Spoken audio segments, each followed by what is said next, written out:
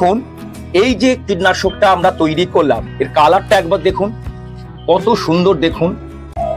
রান্নাঘরের মশলা দিয়ে বানিয়ে ফেলুন পৃথিবীর সবথেকে শক্তিশালী ক্ষমতাশালী কীটনাশক আপনার প্রিয় গাছগুলোর জন্য। নমস্কার বন্ধুরা, গ্রিন গার্ডেনিং ফ্যামিলি ইউটিউব চ্যানেলে আপনাদের স্বাগত। সবাইকে আন্তরিক অভিনন্দন জানিয়ে শুরু করছি আজকের ভিডিও। আজকের এই ঘরোয়া রান্নাঘরের মশলা দিয়ে তৈরি করা আমাদের একেবারে বাড়ির একটা কীটনাশক। আশা করি ভিডিওটি আপনাদের ভালো লাগবে বন্ধু। ভিডিওটি যদি ভালো লাগে লাইক শেয়ার কমেন্টস করুন, বন্ধুদের কাছে শেয়ার করুন, আর সম্ভব হলে আমাদের চ্যানেলটিকে সাবস্ক্রাইব করে আমাদের পরিবারের অন্তর্ভুক্ত হন। থেকে এই যে সমস্ত বাজারের কীটনাশকগুলো, এর মধ্যে যে সমস্ত উপাদানগুলো থাকে তার একটা নির্দিষ্ট পরিমাপ করে দেওয়া থাকে, তার অধিক কিন্তু এরা কখনোই ব্যবহার করতে পারবে না। তাই কোম্পানির উপরে দোষ দিয়ে আমাদের কোনো লাভ নেই। 2 নম্বর হচ্ছে আমাদের গাছের ক্ষতিকর কীট পতঙ্গরা এই সমস্ত কীটনাশককে ধাতস্থ করে ফেলে। তাই আপনি অল্টারনেট করে অর্থাৎ ঘুরিয়ে ফিরিয়ে কীটনাশক ব্যবহার করতে পারেন। এতে আপনি কিছুটা ভালো কাজ পেতে পারেন বন্ধু। ক্যারিনা দেবেন, 15 দিন পর আপনি একতারা দিতে পারেন। এইভাবে যদি আপনি ঘুরিয়ে ফিরিয়ে কীটনাশক ব্যবহার করেন তাহলে কিন্তু আপনার ভালো কাজ হতে পারে। তবে আমরা যে ঘরোয়া উপায়ে আজকে কীটনাশকটা তৈরি করব, এই যে সমস্ত উপাদান এদের মধ্যে আছে তার থেকেও ভালো শক্তিশালী উপাদান আমাদের বাড়ির রান্নাঘরের মশলার মধ্যে থাকে বন্ধু। আসুন দেখে নিন কিভাবে আপনি তৈরি করবেন এই শক্তিশালী কীটনাশক আপনার বাড়ির মশলা দিয়ে। 1 লিটার পরিষ্কার ভালো ক্লোরিন মুক্ত জল নিয়ে নেব। এই 1 লিটার জলের মধ্যে আমরা সর্ষের তেল সর্বপ্রথম ব্যবহার করব। সর্ষের তেলের মধ্যে আয়রন, ম্যাগনেসিয়াম, অ্যান্টিঅক্সিডেন্ট থাকে। তাছাড়া এর মধ্যে থাকে ফ্যাটি অ্যাসিড, ইউরিক অ্যাসিড, অলিক acid, omega 3, linoleic acid, beta carotene. এই শেষের যে উপাদানগুলো আমরা বললাম, এই সমস্ত উপাদানগুলো কিন্তু আপনার গাছের ক্ষতিকর কীট পতঙ্গরা সহ্য করতে পারবে না। সর্ষের তেল দিলে আরেকটা সুবিধা কি হবে, আপনি যে কীটনাশকটা তৈরি করবেন সেটা কিন্তু আপনার গাছে অনেক দিন থাকবে। তবে মনে রাখবেন কীটনাশক ব্যবহার করবেন এমন সময় খুব সকাল কিংবা বিকেল বেলা। বৃষ্টি হলে কিন্তু কখনোই কীটনাশক আপনি ব্যবহার করতে পারবেন না। আমরা এই 1 লিটার জলের মধ্যে আমরা 5 ml সর্ষের তেলটা আমরা দিয়ে দেব। অনেকে হয়তো বলতে পারেন দাদা তেলে আর জলে তো কখনো মেশে না। মিশে যাবে বন্ধু। আমরা যে উপাদানগুলো মশলাগুলো পরবর্তীকালে ব্যবহার করব তেলে জলে মিশে যাবে। যে মশলাটা আমরা ব্যবহার করব হলুদ, কম বেশি গুঁড়ো হলুদ আমরা রান্নাতে খাই, সুতরাং এই গুঁড়ো হলুদ পেতে আশা করি আপনাদের কোনো রকম অসুবিধা হবে না। দেখুন হলুদের মধ্যে ক্যালসিয়াম, আয়রন, প্রচুর পরিমাণে পটাশিয়াম থাকে, বিভিন্ন খনিজ পদার্থ থাকে। কিন্তু আমরা অনেকেই জানি না হলুদের মধ্যে টারমেনর, আল্টাস্টোন, জিঙ্কিবেরন, কার্বিউমিন, বিটা ক্যারোটিন সহ ইনোসিটল যৌগ থাকে, যে যৌগটা কীটপতঙ্গরা একেবারে সহ্য করতে পারে না। ছত্রাকনাশক হিসাবে কিংবা কীটনাশক হিসাবে হলুদের জুড়ি মেলা ভার।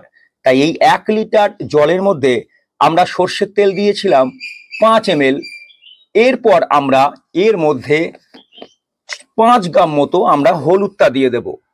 কম বেশি হলে আপনার কোনো রকম অসুবিধা হবে না। হলুদ যদি আপনি একটু কম কিংবা বেশি দিয়ে ফেলেন আশা করি আপনার কোনো সমস্যা হবে না বন্ধু। এবার আমরা এটাকে খুব ভালোভাবে নেড়ে নেব। এরপর যে উপাদানটা আমরা নেব ঝাল ঝাল লাল লাল লঙ্কা গুঁড়ো। লঙ্কা গুঁড়ো শরীরের পক্ষে ভালো যদি আপনি পরিমাণ মতো খান, তবে কাঁচা লঙ্কা খাওয়া স্বাস্থ্যের পক্ষে ভালো। গুঁড়ো লঙ্কা না খেয়ে আপনি কাঁচা লঙ্কা খান। তবে কীটদের দমন করার জন্য আমরা কিন্তু একেবারে ঝাল ঝাল লাল লাল গুঁড়ো লঙ্কাটা নেব বন্ধু। গুঁড়ো লঙ্কার মধ্যে ভিটামিন সি, এ, ক্যালসিয়াম, ম্যাগনেসিয়াম, আয়রন, অ্যান্টিঅক্সিডেন্ট প্রচুর পরিমাণে থাকে। এর মধ্যে আরো একটা উপাদান থাকে ক্যাপসাইসিন। এই ক্যাপসাইসিন কোনো ক্ষতিকর কীটপতঙ্গরা সহ্যই করতে পারবে না।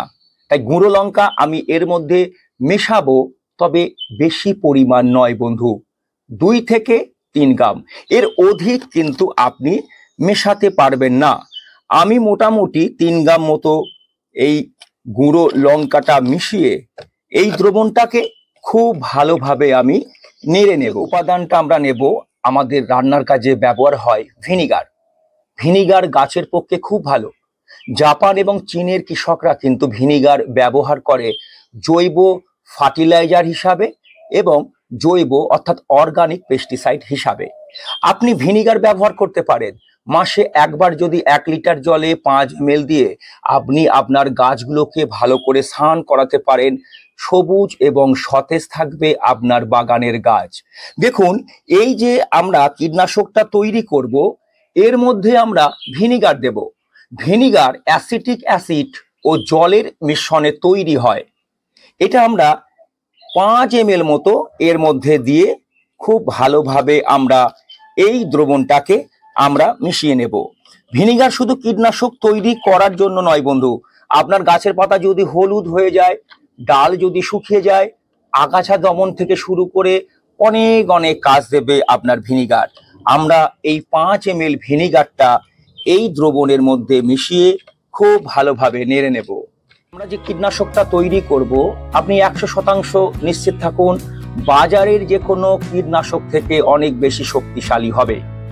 এবার যে উপাদানটা নেব, আমাদের বাড়িতে রান্নাঘরে সবার প্রায় থাকে বেকিং সোডা অর্থাৎ সোডিয়াম বাইকার্বনেট NaHCO3। এটা কিন্তু আমরা বেশি পরিমাণ নিতে পারবো না, 2 থেকে 3 গ্রাম আমরা এই বেকিং সোডাটা এর মধ্যে আমরা এই দ্রবণের মধ্যে আমরা মিশিয়ে দেব। তারপর আমরা এটাকে খুব ভালোভাবে নেড়ে নেব। বেকিং সোডা গাছের পক্ষে খুব ভালো, তবে ঘন ঘন আপনি ব্যবহার করতে পারবেন না।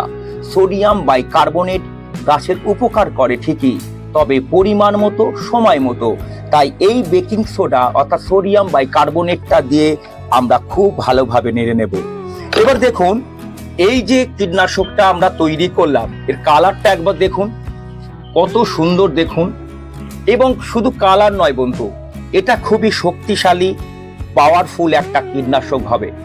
আপনি এই কীটনাশকটা স্প্রেয়ার মেশিনের মধ্যে পুরে খুব ভোরবেলায় কিংবা বিকেল বেলায় গাছে আপনি খুব ভালোভাবে স্নান করিয়ে দিন।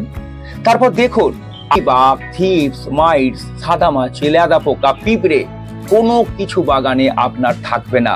এটা একটা খুব ভালো ঘরোয়া টোটকা বন্ধু, অর্থাৎ ভালো একটা পাওয়ারফুল পেস্টিসাইড, যেটা আপনি তৈরি করতে পারেন এবং ব্যবহার করতে পারেন আপনার প্রিয় গাছগুলোর জন্য বন্ধু।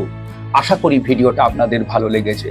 যদি ভিডিওটি ভালো লাগে, লাইক, শেয়ার, কমেন্টস করুন, বন্ধুদের কাছে শেয়ার করুন, আর সম্ভব হলে আমাদের চ্যানেলটিকে সাবস্ক্রাইব করে আমাদের পরিবারের অন্তর্ভুক্ত হন বন্ধু। দেখা হবে খুব শীঘ্রই পরের ভিডিওতে। নমস্কার।